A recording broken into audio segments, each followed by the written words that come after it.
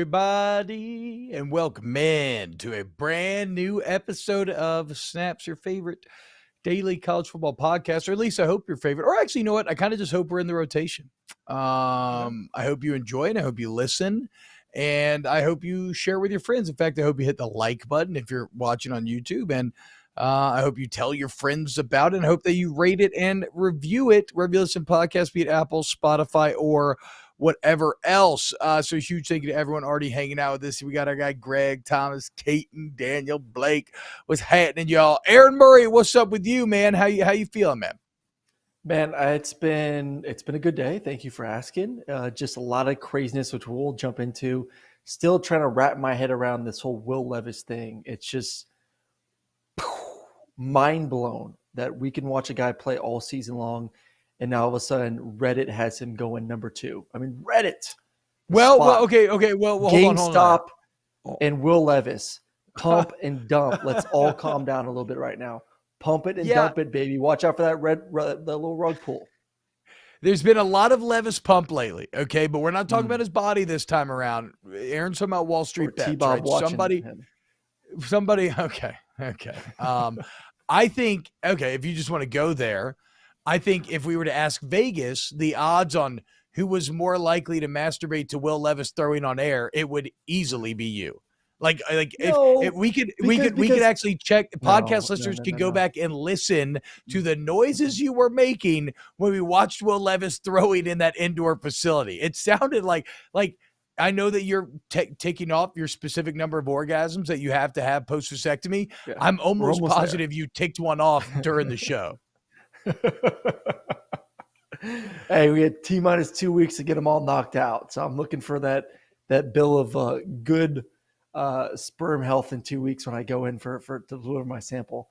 Yes, there was a lot of juices flowing watching him throw the football. I'm not going to lie. It's a thing of beauty.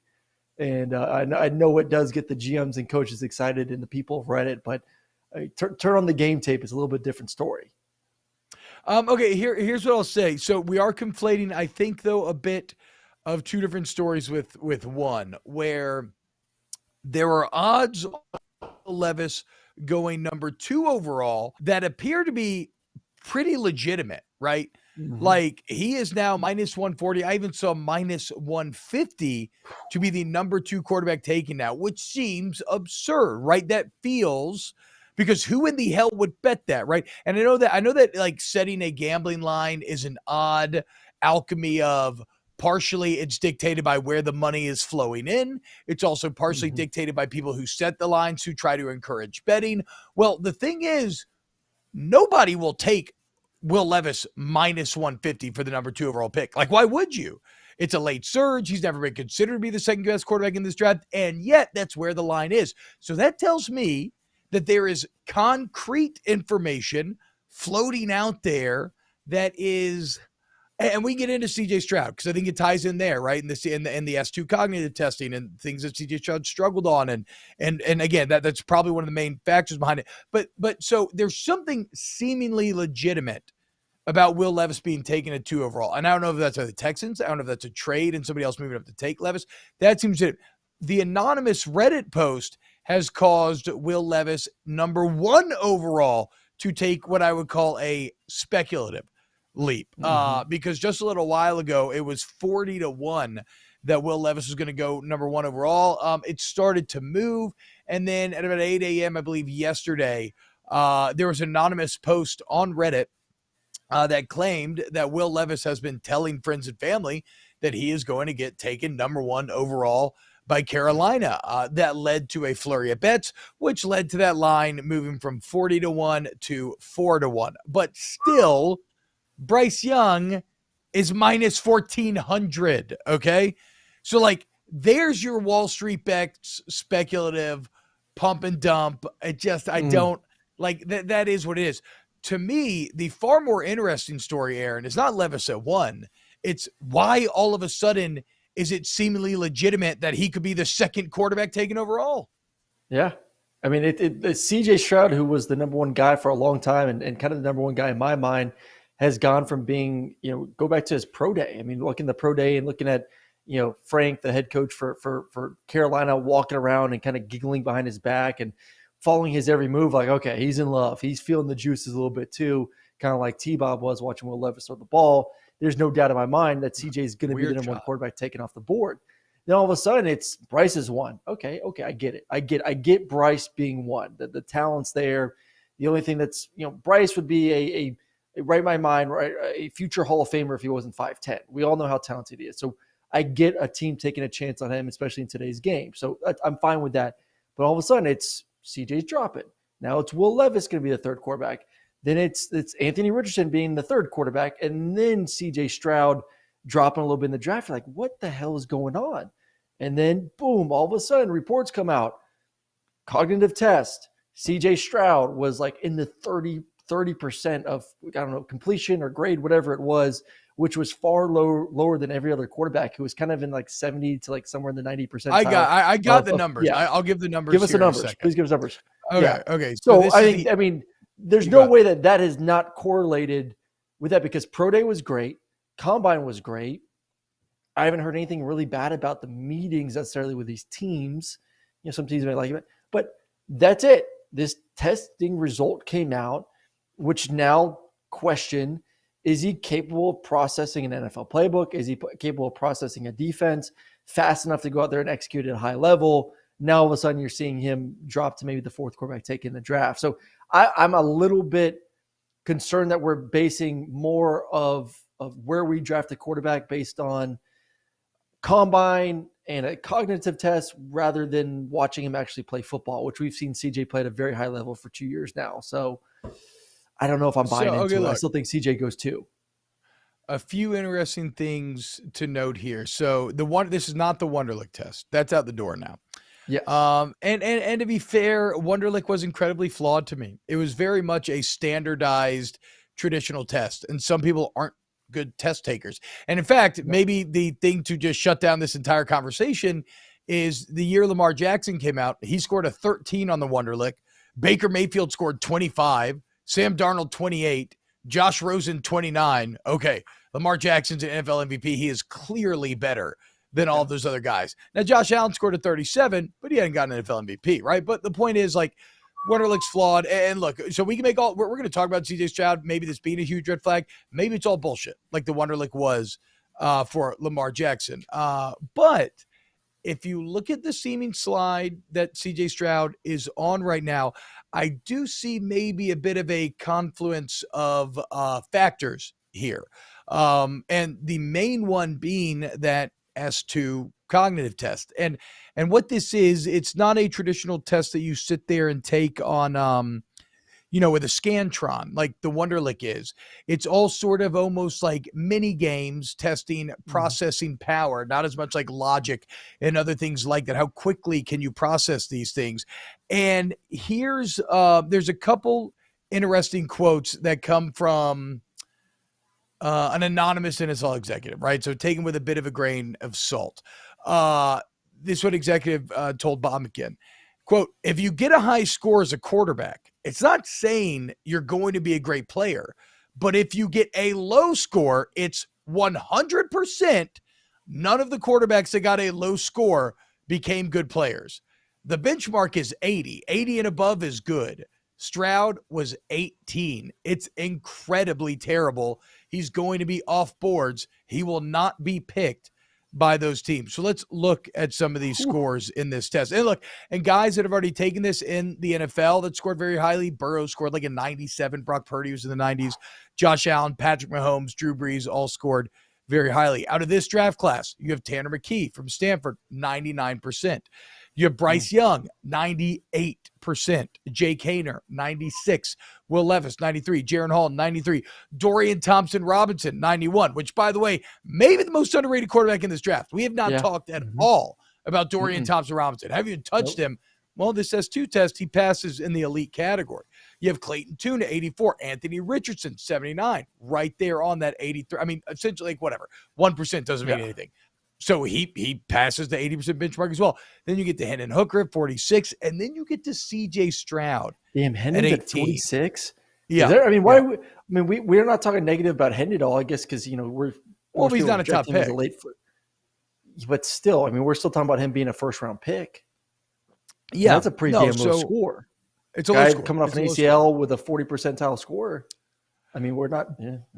But if you're saying 46 is low, what does it do for them when you hear CJ Stroud at 18%, right? And here's the deal. It's not the end all be all, right? It's not like I would still struggle. I don't even care because of the film. And we know that film can be wonky in terms of how much teams care about it. Because of the film, I would still really struggle to take Will Levis or Anthony Richardson over CJ Stroud, right? Just what we've seen him do and what we saw him do against Georgia, the best team in the country. But this does feel like a very clear separating factor for why you absolutely go Bryce Young over CJ Stroud.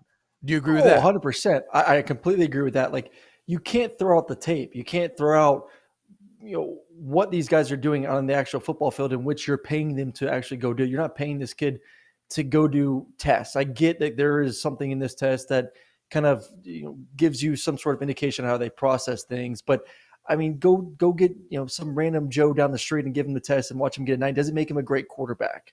Just because you can process things well doesn't make you a great quarterback. Will Levis may be able to process things well. It didn't show like that on the football field last year. He's throwing the ball to the other team left and right, not taking care of the football. To me, that's not processing the game of football correctly. Some guys are just football players. Some guys are just, give me the football, watch me go out there, and I kind of can react in certain situations. Other guys aren't, obviously, like you talked about, aren't good test takers either, which you have to take into account. So I don't know. I get if you're torn, like you said, if you're torn on 2, Bryce Young and CJ, and you really don't know, and you like both, you use this. But you can't tell me that you put the next 2 guys, Will Levis and Anthony Richardson, into that category where you're using this test as the default of, okay, I'm going to take him over him. I like both, and I'm going to use the test to kind of make that decision.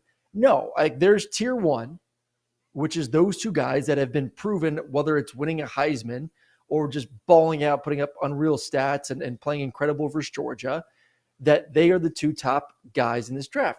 Then there's the next tier, which are 2 guys that are unproven but have a lot of talent.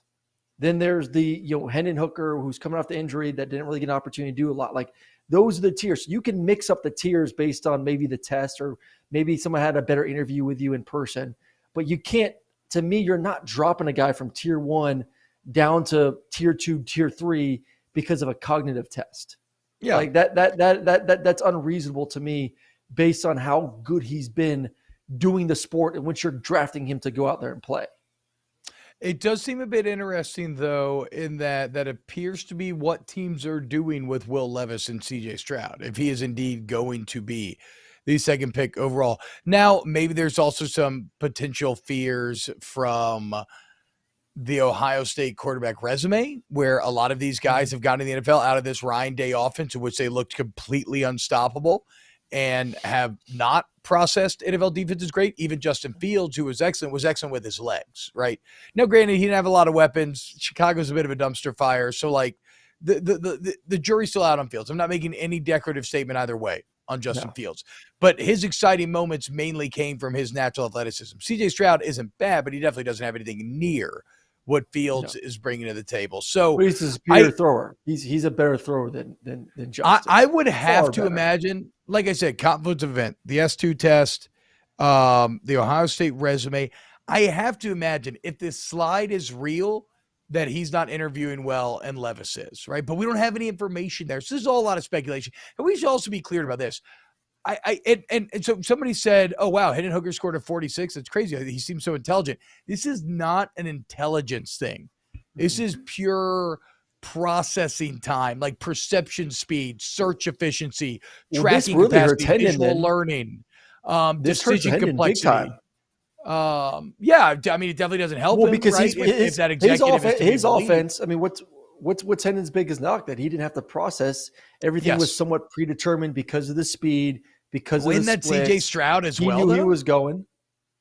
No, CJ was Ohio far more. I think there was more knocks on the Heupel offense than the Ohio State offense. No, for sure, but for sure, but it's not wholly dissimilar because again, we've seen the Ohio State system produce 3 different guys that throw for over 40 touchdowns in a single year and have not been able to replicate it in the NFL. I don't know, but T-Bob, I don't know if that is necessarily a a cause of being in a certain system or That's just true. Could being be a on a false team cause. that is just better than everyone else. Like I That's may fair. still have to go through a process of a pro style system, but if my receivers and tight ends are better, I'm going to put up crazy good stats. Doesn't make Yeah. the system like super easy. I think Tennessee is a system that is very quarterback friendly, that a lot of the things are predetermined and a lot of things just somehow pop open Also because of the uses the speed in which different they play. hash marks width of the field, different in college and NFL to your advantage. I mean, you watch Tennessee, they run the same play over and over again half the time. I mean, it's fair. that switch release, 4 verticals where the receiver, if he gets on top, he's going. If he's not, he's going to hook it up. And then Hendon's just reading, is he going to stop based on the depth of the DB or is he going to go? And that's it. CJ is going through a process of reading a defense, getting through his reads, 1, 2, 3, 4, finding the check down or running. And it's just he got lucky. Ohio State is, we talked about the other day, Ohio State is far superior than everyone else in their conference. You're going to have better receivers. You're going to have better offensive linemen. You're going to put up stupid stats. I think their offense is very, very compatible to the NFL. Really? Well, I guess I just find that to be a bit surprising then. I mean, I suppose in their quarterback success is them just outstripping the rest of the competition that much in talent. I mean, you would know better than I did. So, I mean, than I know. So I can't, I'm not going to debate that point. I don't think there's anything gimmicky about Ohio State's offense. Okay. I think it is gun, under center, play action pass. I'm telling you, like things you see on Sunday is what Ohio State is running with the complexity of their offense, with the full field reads, all of that. I mean, there is no difference. Tennessee's gimmicky. Ohio State is we're just far superior. Well, then why would you be if you believe that in other NFL minds, why would they be worried at all about this S2 cognitive testing? I don't know. That's why if he's able to process it already on that level, and they don't think that it's the coaches and talent of the team just put him in position to succeed. And look, Blake Walters mentioned it, but he says, due to works for the company, and he said he thinks it's on the Pat McAfee show. He says, due to works for the company, said they had one player people are trashing on that took it after a chaotic day and did bad, but took it later and scored highly, implied, but did not say it was CJ. I also do. I've always kind of hated IQ tests a bit. I think they're incredibly flawed. I think they're, in this idea of nature versus nurture, right? An IQ test presents itself as being nature related. We are getting to the innate intelligence that a person has, but I think it just ignores so many environmental factors. Are people good test takers? What kind of education did they have growing up? And I'm not talking about STO, I'm talking about IQ tests here. Like I just feel like it's flawed to use that as this absolute benchmark for intelligence. And so in this same way, S2 testing, we're still at the very beginning of it. Like we don't have a ton of data, especially not publicly. Now the NFL teams do, which is where you get an NFL executive making quotes like that. But like we don't have a ton of information publicly to know the true veracity of this test. How true is it? And does it reward certain environmental factors that some people might have over others? And so, I mean, we'll answer that over time. But look, if CJ Stroud wants to prove it wrong, go be a great NFL quarterback, and then we'll never fucking talk about this again. Right. Well, I mean, listen, at the end of the day, too, like we talked about this, last week, I think you brought up the whole nature versus nurture thing. Yeah. At the end of the day, is it a bad thing not to get drafted by Carolina and Houston and maybe fall to the Colts or Seattle or to Tennessee? Carolina's not terrible, but I'm just saying, like, if we know Bryce is inevitably going to be the number one pick in the NFL draft and I'm CJ, I'm secretly downside, like, fuck it, I don't care. Like, you don't want to go two. You don't want to go two. Well, you don't want to go. It's go. either like one. The only place I want to go one or I want to drop. Yeah. One or drop. Don't go to Houston. So, like, that's fine with me, man. Houston, you don't like me because I can't take a damn test. Then take Will Levis. Take Anthony Richardson. That's okay. I'll go to Indianapolis. I'll go to, like I said, Seattle or Tennessee if they want to take quarterback at 11. So, what's going to be interesting, though, since we're in the quarterback discussion, I think let's just say Bryce goes 1 to Carolina. If Houston doesn't take a quarterback and Indianapolis does take a quarterback at 4, so you got 2 quarterbacks off the board, when do the next 2 go? I mean, are we going to see? I think we could have an Aaron Rodgers type situation where one of these guys could drop to the late teens, maybe early 20s, if Houston doesn't take someone at 2. So we believe, so we believe right now Carolina definitely is, obviously. Houston we believe is, and then we believe Indy is, right? Yeah, outside of that, let me pull my NFL draft. Seattle or Las Tennessee? Vegas, Tennessee. Yeah, Tennessee for sure. I don't know on Seattle, man. I just don't know. You Maybe don't think Tennessee? You don't think yeah, I don't know. I still think Anthony Richardson's a great spot at 5 if he is there for them, just to sit behind Geno and get some PT during the year. That does seem smart as fuck. Like that seems like the perfect marriage of everybody coming together there. Yep. So I don't know, man. I do think when you look at Vegas, Tennessee, Seattle, everybody you just named, I do think it's maybe a bit tough to see Who's Vegas' damn quarterback. That far. You got Houston again at 12. If they could get a quarterback at 12, they would absolutely love that. Vegas's quarterback. Do they have a quarterback right now, Brum? Does anybody know off the Jimmy G? Of their heads? They signed Jimmy G. Oh yeah. Oh yeah. He looks so sexy in the black. That's right, dude. He had the black suit on. Single, rich, and living in Vegas. My boy Jimmy G is living the life. Whew. He should start his own brothel, a Jimmy Garoppolo branded brothel. Yeah, Jimmy Garoppolo. Yeah, exactly. Andy J says, and then give NIL deals to everyone at UNLV. There we go. Andy J says, I would like that NIL deal. My point is he's talking about quarterbacks, is a system does not make or break a quarterback's potential in the NFL. Talk about system quarterbacks entering the NFL. Well, I mean, so in theory, I guess the S2 cognitive testing is trying to test like how will a guy handle being not in a system. That's why Aaron's saying that knocks Hendon Hooker hard, is because like you would want him to score high on this cognitive testing so you can feel like, okay, he can overcome that idea that he's just a system quarterback. Yeah. I mean, Tennessee did drag Malik Willis, but was that first round? I don't know. I kind of was like 3rd or 4th. That's what I'm saying. So you're not committed to that in any way.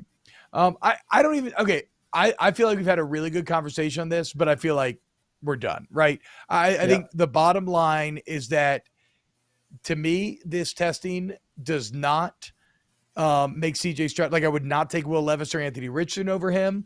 If this testing is true, like if I was a GM that had it on concrete information, this is true, I would take Bryce Young over him at this point. Yep. And if these scores are accurate, which again is an if, let's go Dorian Thompson-Robinson. Again, maybe the most underrated quarterback in this NFL draft. DTR. He's the one that made you a little UCLA boy. All right. Other topics. How my boy Stetson doing that? How did Stetson doing it? I tried to find it. I couldn't find it. Oh, DJ, you called out Clemson. How did we miss this? Slippy. I don't know, though, because we had the one article about Texans. Stetson's going to be undrafted, and it came on the same day that ESPN.com had an article with Stetson featured as one of the 7 fastest risers in the draft, right? So currently right now, ESPN has Stetson as the 10th best or the 12th best quarterback. ESPN has it. It has in order Bryce Young, CJ, Anthony Richardson, Will Levis, Hendon Hooker, Jake Haener, Dorian Thompson-Robinson, Jaron Hall, who's actually I like him, but he's a BYU quarterback and that hasn't worked out too well.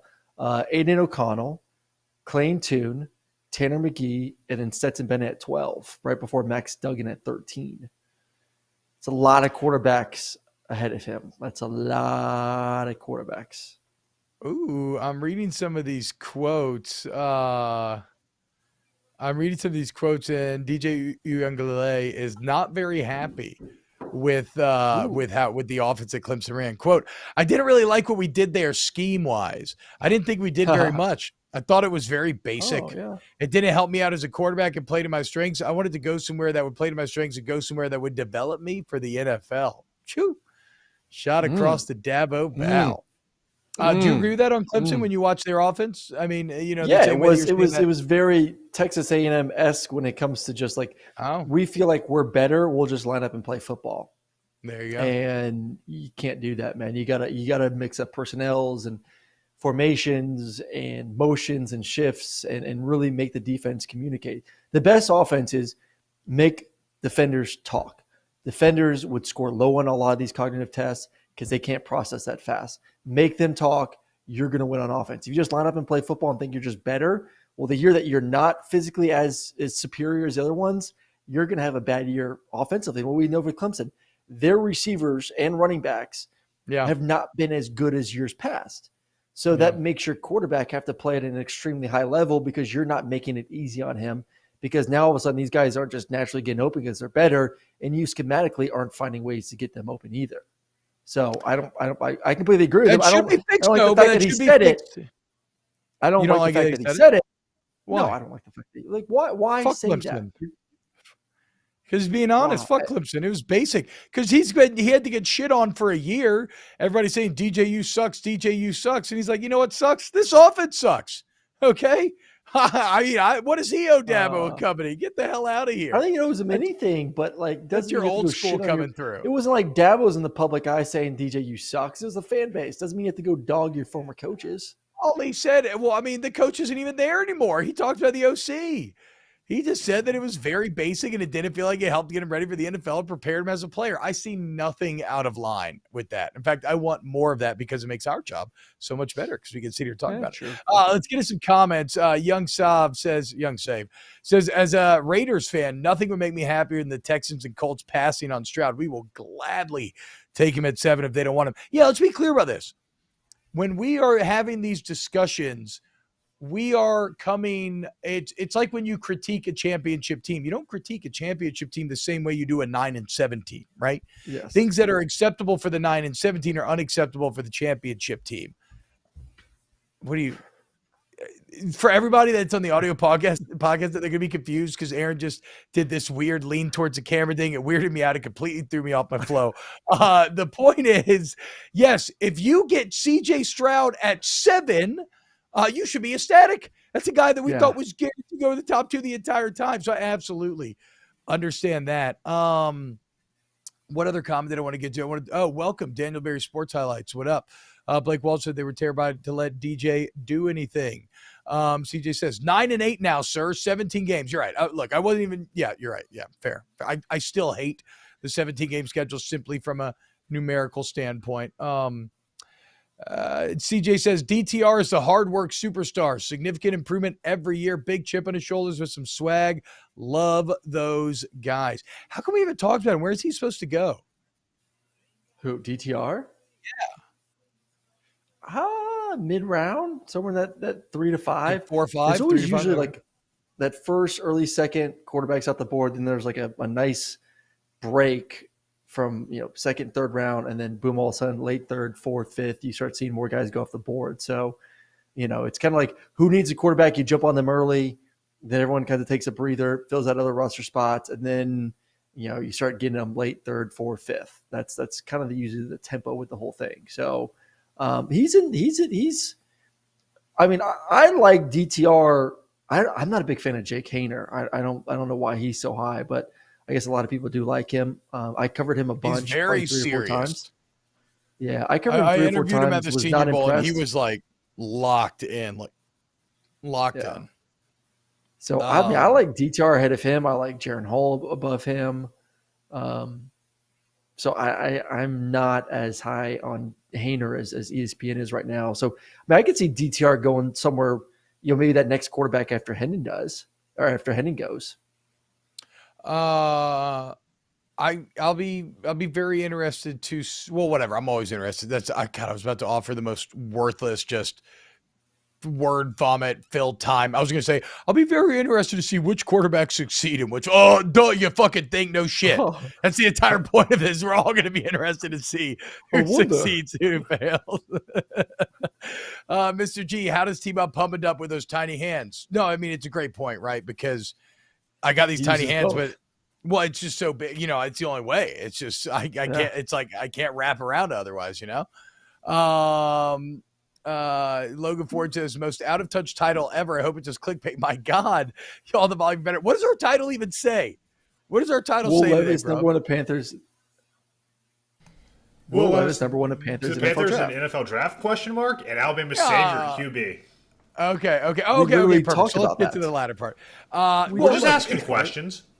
Yeah, just but for your peace of mind, Logan, Will Levis number one overall is I think a meme. It's a joke essentially.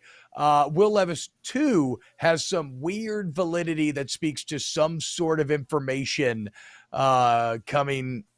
Like something's going on behind the scenes that is pumping him up, and maybe CJ Stroud. Like to be fair, Will Levis has the second highest odds to go number one overall. Yeah. No, I just mean though, but Bryce Young is minus 1,400. Correct. Yes, it is. It's not likely, but he does factually have the second best odds to go number one overall. I don't make the rules. Some very funny comments about how I would pump and dump. Let's get into the latter part of our title then. Bama's quarterback savior. I have my boy Ryan Fowler and some other Bama fans upset with us yesterday because we were saying Bama's, potentially going to suck. Look, all I'm saying is Bama operates on a championship standard, what we just talked about, and so their expectations are different. And they're replacing a Heisman quarterback, both coordinators. They have the 125th returning production in the country, according to Bill Connolly. It's a fucking ton to overcome. Now, granted, they're still a better roster than everybody, save for Ohio State and Georgia. Full stop. Okay? Like we talked about yesterday, maybe LSU has better frontline starters, which is even then a maybe. But top to bottom, Alabama has more depth. And so the roster's still great. They're still going to be better than the majority of the people. But the question is, can they win championships? That is the standard at Alabama. And as they look now with Milroe and Simpson and what Saban said after the game center, it's hard to think that. But there's a bit of news today. Of course, Tommy Rees at Notre Dame last year. Hot young coordinator name. Nick Saban hires him to go coach the Alabama Crimson Tide. Well, now that we're in the other side of spring, Notre Dame quarterback, starter from last year, Tyler Buchner, entering the transfer portal. So obviously you just connect the dots. Rees, Buchner, Rees to Bama, Buchner to Bama. Aaron, is this anything that Bama fans should even be excited about? No, let's not forget why Buckner's probably leaving Notre Dame is because Notre Dame had the biggest get in the offseason and probably who Alabama wanted. And if they had him, I'd feel a lot better about him. Excuse me. And Sam Hartman. Sam Hartman transfers from Wake Forest to Notre Dame, kind of writings on the wall for our Notre Dame quarterbacks that, hey, we have our quarterback of the future, and it's Sam Hartman. So, not surprised that Tyler Buchner is in the transfer portal. But, for me to say that, like, oh, my God, Alabama, go get him right now, and he's going to make you a better football team, 6 touchdowns and 8 interceptions in his career. The one thing that adding him does is at least add a guy who knows the system, someone that can go in there and compete day one. Because my biggest thing, I think I said it yesterday, I posted about it today, is if you do bring in a guy now, it's a tall task for them to split reps 3 ways and get enough reps in a new offense in 4 months to legitimately have an opportunity to be the starting quarterback. Well, the way you overcome that is bringing a guy who's played quarterback in this system last year with this offensive coordinator. So he doesn't need the reps. Yes, he does need to get accustomed to the receivers and the way of life there in Alabama, but he's a plug-and-play guy. You can put him in right now, and he's ready to go. Does that make you a championship team all of a sudden? No. Alabama's screwed, plain and simple. Unless by some miracle, some top guy hits the portal, which is not going to happen at this point, Alabama is in a rebuilding year. Yes. That's it. It's okay. You're in a rebuilding year. You go 9-3, 10-2. You go to a really good bowl game. Oh yeah, T-Bob's getting all excited. 9-3, and then next year, now I'm pumping. You go get the number one. You make sure you focus on getting a top quarterback in the portal, and then you're right back at it again. But this ain't Alabama's year, man. Plain and simple. You brought these guys in hoping they would be really good quarterbacks eventually, and they're not there yet. They're just not. So, but ain't no one else coming in the portal that's going to make you feel good. Now, I will say this. Blake Walters was a good point. People said the same thing about Georgia when Stetson Bennett took over the first year. Pretty true, right? I mean, granted, Yeah, you but had the Georgia, coordinator situation unless you have figured out. Georgia's defense, do we anticipate them having Georgia's defense? Like that's the I don't know. I think What's the Bama's defense difference? should be like Georgia's defense. They've been wildly underachieving. I think it's why they ran the frat boy out of town because he had all these top recruiting classes. They haven't the top 5 defense since 2017. Well, you better have a damn good defense if that's going to be the case. And the difference too between Georgia and Damn and good. Y'all Alabama. love saying damn good. Yeah. What's the difference The between biggest difference Georgia is and Alabama? the side of the conference. Alabama's schedule is a little bit more difficult than Georgia's side of the conference in the SEC East. So you kind of got a gauntlet to go through. LSU, you got Texas week 2. I don't know what's the line on Texas Alabama right now, because after watching this weekend, I'm kind of feeling Texas, honestly. I would look it up. I'm getting over under here real quick. Maybe a little Vegas insider can tell me. All right, 1 second while I pull that up. I agree with you, Aaron. I think unfortunately, I'm supposed to try to make this conversation more exciting, but I think Bama goes 10-2 with Buchner, Milroe, or Simpson. Like unless somebody just way overachieves, right? And we're guilty of completely misread a situation because we don't have the information that we would need. Brum, are you seeing any spreads here? Is this the beginning of the descent, the true descent of Nick Saban? No. I mean, because I don't like the Kevin Steele hire. I like the Tommy Rees hire. And what if they had an elite quarterback this year? You'd be saying they were championship worthy. And let's not run too far with our human interpretation. I know FPI is kind of messed up in a lot of ways. Or, what not messed up. It is what it is. But I know FPI can be a little beholden to recruiting and whatnot.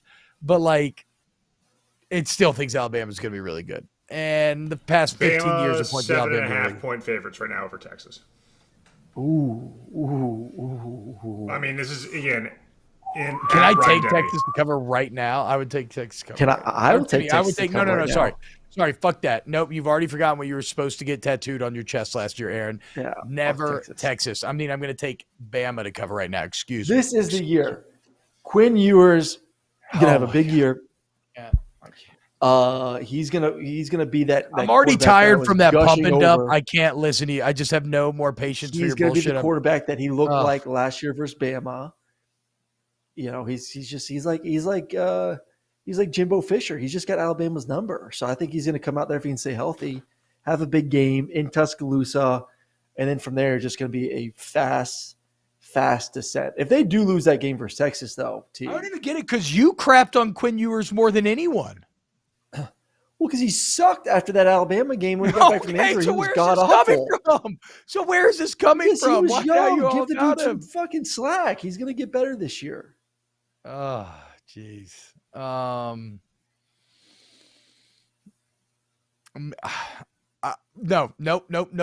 Thank you, Blake Walters. No. Texas to cover, but Alabama still to win. Texas to cover, but Alabama. That's okay. First off, that's pussy shit. Thank you. But secondly, no. You almost had me for a second. No, I am sticking by my never Texas rule until they follow through. Okay. Even last year, FPI had them as the 8th best team in the country after they went 8-5 or whatever they ended up doing last season. Just absolutely awful. All right. Couple news pieces to touch on real quick here on the show. We got 3 new rule changes coming to college football next year. There will be, and we talked about this, and I think this is solid. There will now be a running clock after first downs, like the NFL, save for the last 2 minutes of each half. So a couple awesome things here.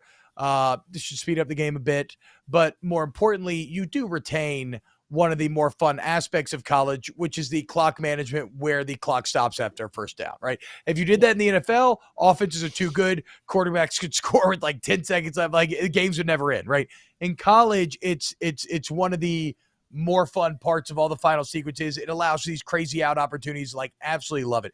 It does throw kind of an interesting emphasis on highlighting the final 2 minutes, which has always been there in general, but now You almost have to be more aware of it than you were in the past. Mm-hmm. They've also banned the consecutive use of timeouts by a team, which whatever rarely comes up. And they will carry over a flag to the second or fourth quarter rather than playing an untimed down. So the latter two, whatever. First one, vaguely interesting, but expected to only affect like 7 to 10 plays a game, Aaron. Which is, 4 to 5 minutes of a game, somewhere around there, which I think is heading in the right direction.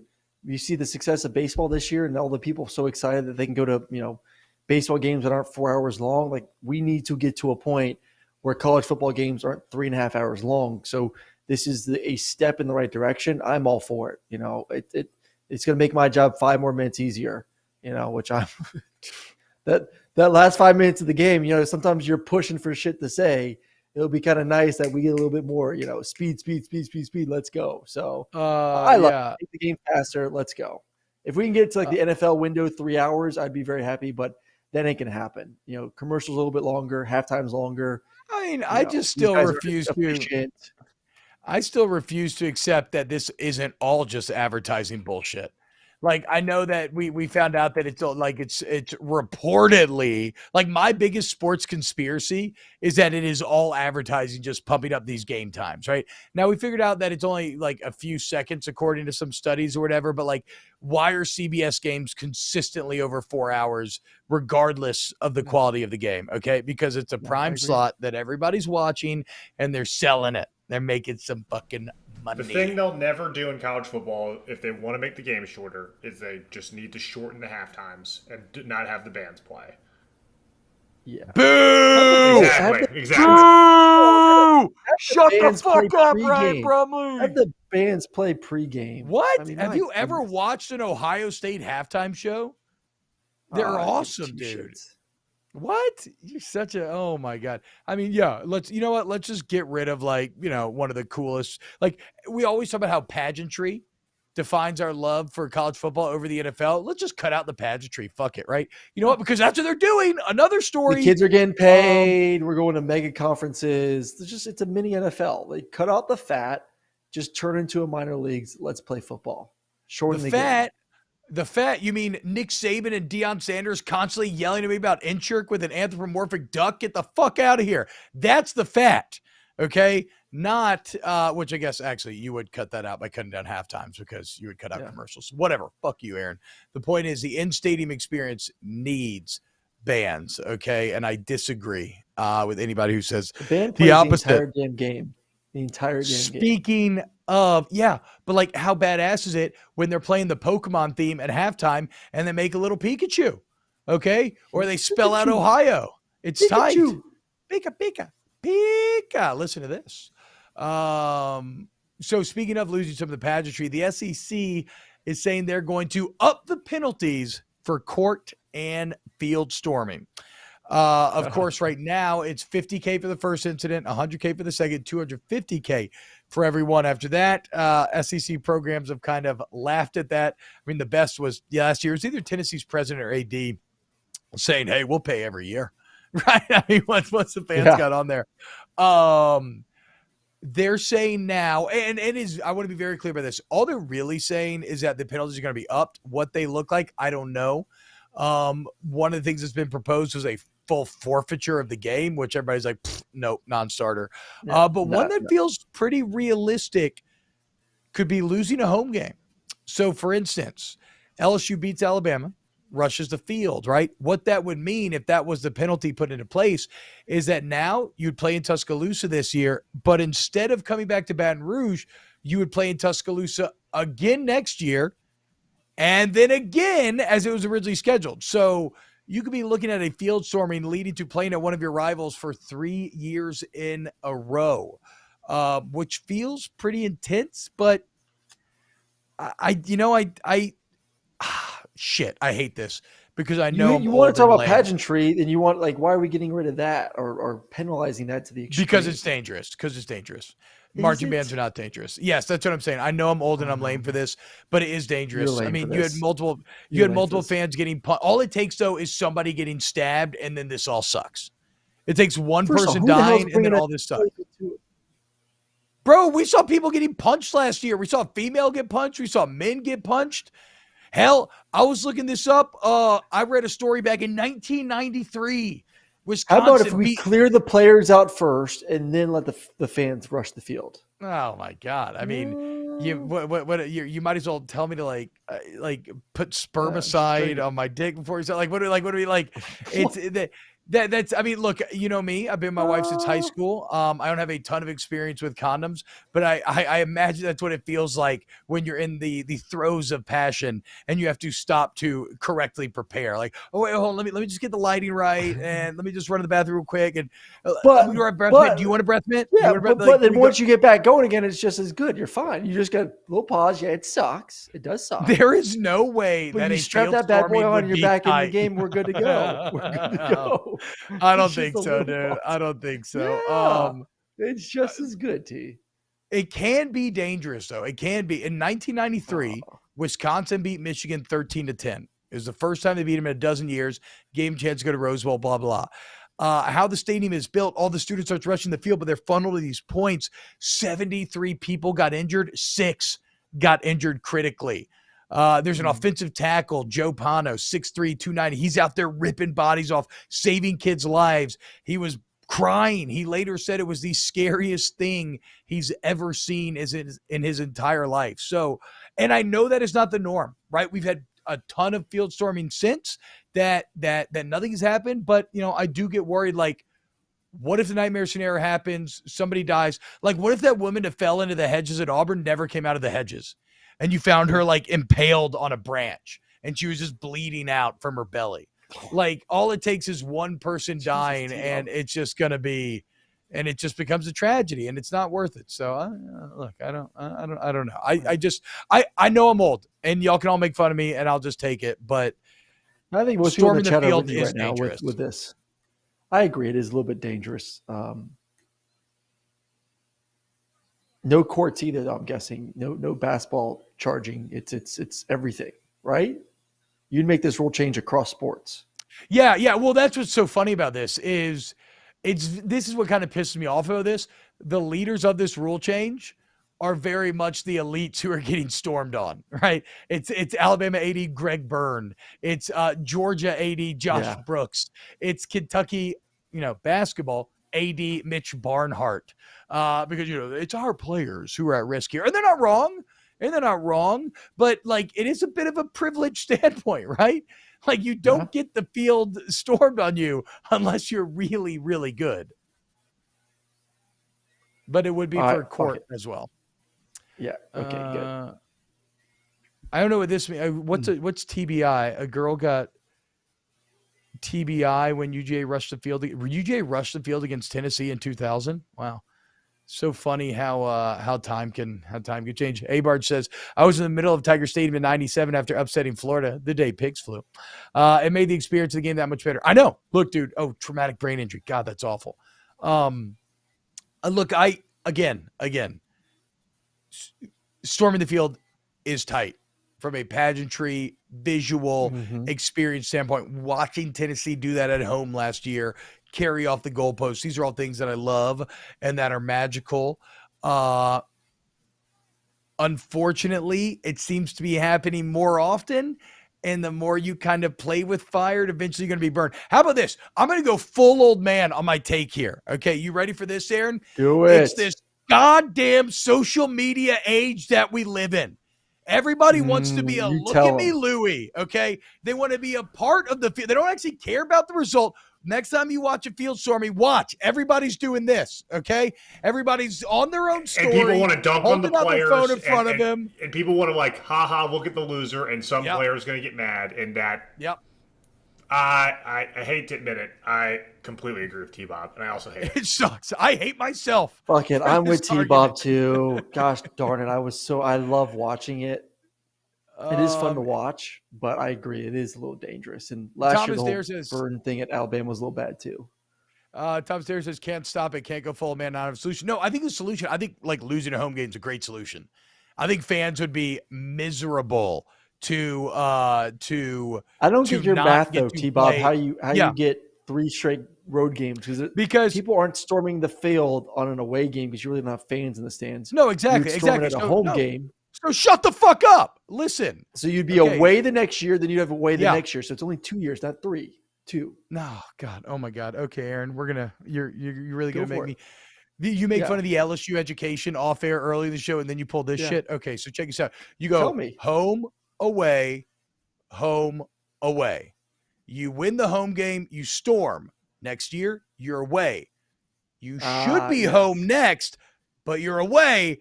And you don't think they would recorrect? You don't think they would correct it and give you the home the next year? They'd make you no, because then you don't lose anything. Then there's not a penalty. Then it's just 2-2. Like it has to be 3-1 for it to be a penalty. You could do home, away. You're gonna hate how this ends. Home. You get back 2-2. Exactly. You're back to 2-2. Yes. You said home, away, home. Yeah, you just get to play. You have to play on the road 2 back-to-back years. But then it's back to the normal schedule after that. But you're not losing a home gate. You're not losing a home experience. You still have the same amount of home games. I mean, look, this happened actually. LSU had to go to Florida 3 years in a row. I told you, bro, Tampa is just a lost cousin of Louisiana. Okay. Yeah, that was just accept it. We're a broken, stupid state.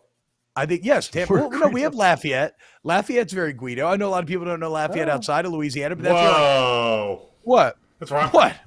Yeah, okay, exactly. You live in fucking New York. You can find Brum fist pumping at the Jersey Shore all summer long. I mean, no, look, Lafayette produces Dustin Poirier, Daniel Cormier, right? All these badass fighters because Affliction t-shirts are huge in Lafayette. Young Save says, I don't think it's fair to punish the players for the action of their fans. It's not fair. But that idea, right? I mean, that's why this stuff works, right? If you're in a team environment, you think I want to do fucking penalty runs because this slapstick freshman couldn't show up for class on time? And yet I'm still out there at 5 a.m. having a run. So you know what we do? We put soap in socks and we beat him afterwards so he doesn't do it again. Okay? That's we don't really do that. But that's what happens in the military. They like that's – yeah. Congratulations. You've also seen Full Metal Jacket, T-Bob. Nice. Well, but Full Metal Jacket's based on truth, right? Like that's not pulled out of thin air. I've seen it happen. That sort of stuff absolutely happens. So it sucks. And it wouldn't be fair to the players, and it wouldn't be fair to the fans that didn't want to storm. Even though, granted, if you just had a trickling, I don't think you would count it. But I get it. Okay. I think it's got to go. I think it's happening too often now, again, too, because everybody wants to be a part of the moment and show that they were a part of the moment, et cetera, et cetera. I'm a full old man, whatever.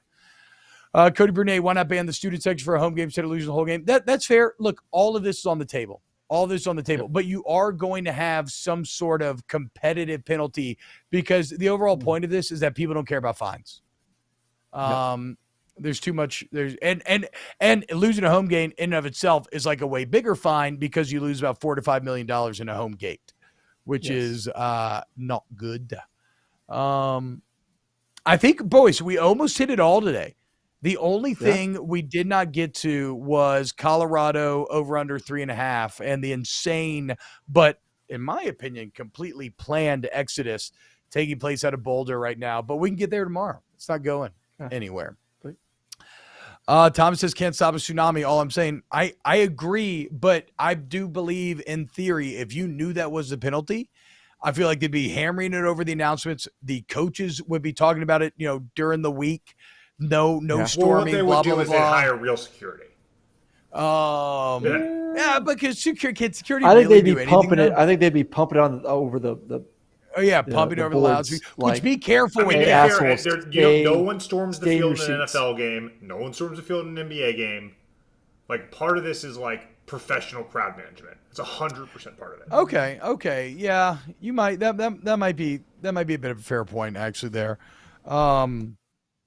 Yeah, but I think that have 20,000 18 to 22-year-old drunk co-eds sitting in the stands at professional games. True. I mean, I think schools would take very drastic action, including like making like a barrier with the student section. I know this is fucked up, but now I'm just picturing like a Key and Peele skit where a kid starts to storm the field and they just double tap him in the chest. It's like just like a Squid Game student section situation. Yes. Like the students are just getting mowed down. But then in like classic Key and Peele setting, the students just get reinforced. They start going harder and harder, and then you make it into a zombie skit where the students are like climbing over each other's dead bodies, trying to make selfie videos for Snapchat as they storm the field. Oh man, they should make that. It could be a little play on their name one, the old Key and Peele East West Shrine Game skit, which is one of the all time goods. Or we can just do our Snap skit and we'll do it. Yeah. Well, I don't know that we have the comedic chops of Jordan P or Keegan Michael Key, but maybe Jordan Peele. Excuse me. We try. Hey, well, we got to go, Aaron. You got a show to do in like a minute. We love you. And I got to piss really everyone bad. hanging out. YouTube.com. /the volume. Thank you to the volume for having us here. Hit the like button, share with your friends. We will see you. Just put razor wire around the field. There we go. We will see you tomorrow. Have a great day, y'all.